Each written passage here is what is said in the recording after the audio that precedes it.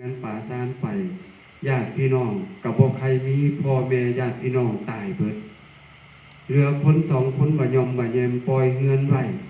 เฮือนแอมใหม่ปล่อยไว้เป็นเฮือนเก่าค่ำค่ากลับไปอยู่กรุงเทพ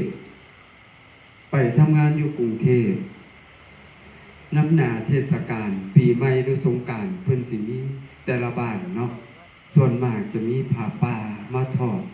นำหมู่บ้านต่างๆบัดที่นี่บางคนพื้นฐานชีวิตพ่อแม่น้องนุ่งล่มหายตายจากบ่จักกลับมาบ้านมาก็จักสิมาหาผู้ใดแม่นบ่แม่พอกลับมาแล้วยามสงกรานต์บ้านใกล้บ้านเรียนเคียนเพิ่นมีญาติพี่น้องมีพ่อมีแม่เต็มบ้านเอิ้นกันกินข้าวกินน้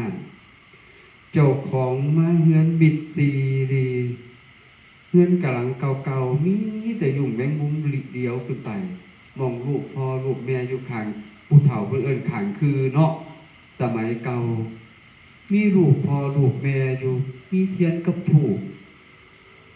ใหม่บ่ทันระเบิดมียุ่งแมงมุมอยู่หั่นเห็นแล้วเป็นจังได๋ทอดถอน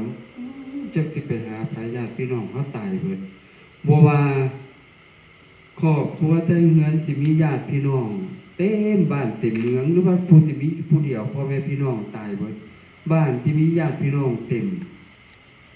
กระสุดท้ายถึงสิมีญาติพี่น้องหลายปานใดเต็มบ้านเต็มเมือง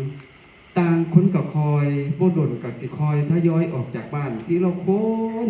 คนทยอยออกไปจังได๋ล่ะแม่ออกไปอยู่ตามหน้าที่การงานไปอยู่อำเภอตำบลอื่นอำเภออื่นจังหวัดอื่นหรือว่าประเทศอื่นตามหน้าที่การงานสิย่างออกไปหรือว่าสิถูกหามไปมันเกิดขึ้นได้เบิดแม่สิย่างออกไปหรือสิถูกหามออกไปเผามันก็เกิดได้ในชีวิตมนุษย์มันเป็นจังซี่บัดที่นี่พวกย้ายไปอยู่หมู่บ้านหรือว่าตำบลจังหวัดต่างๆเฮาก็พึ่งกับแกนเนาะบ่ทันได้พึ่งกับแกนลูกเต้าเฮาไปอยู่แล้วบางครอบครัวแต่เฮือนนี่ผัวกับเมียเว้ากันแม่นสิอยู่ใกล้ๆกันก็บ่ได้เอิ้นกันดีได้แม่เอิ้นกระโชกโคกหากใส่กันกระโชกโคกข้างตะคอกตะเบ่งเอิ้นกันผัวก็เอิ้นเมียวันยินบ่มานี่แน่เอิ้นกันเมียก็คือกันบึ้งตึงขึงขังใส่กันบัดที่ผู้เป็นลูกเป็นเต้าเห็นจังซั่นมันใจบ่ดีสิถามไผล่ะแม่สิปรึกษาไผล่ะก็เห็นตาพระนั่นแหละ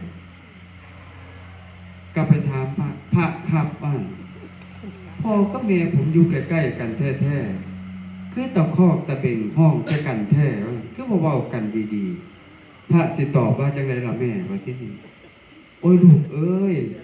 พ่อกับแม่ตัวถึงสิอยู่ใกล้กันก็จริงแต่ใจเขาห่างไกลกันเหลือเกินเขาเว้าภาษาเดียวกันบ่รู้เรื่องซะแล้วจึงได้ตะคอกตะเบ่งใส่กันจังซั่นต่อไปหนูนี่ล่ะสิได้รับมรดกของการตะคอกตะเบ่งใส่กันความจริงบ้านหนูสวยนะสมบูรณ์ทุกอย่างแต่ถ้าใจคนอยู่ในบ้านบ่สมบูรณ์หนูก็คงสิบ่มีความสุข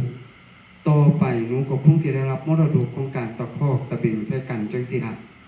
พ่อแม่ปู่ย่าตายายกลับมาจากบ้านแล้วพอเฒ่าผู้แก่อยู่ในบ้านคือสิบ่ได้รับการบ่ง่ายๆคือสิบ่ได้เห็นหัวมาจากการจากงานแล้วก็ย่างกายเลยความจริงมีบ้านหลายหลังเด้คุณโยมที่บ่ตอบโจทย์ของคำว่าบ้านจริงๆ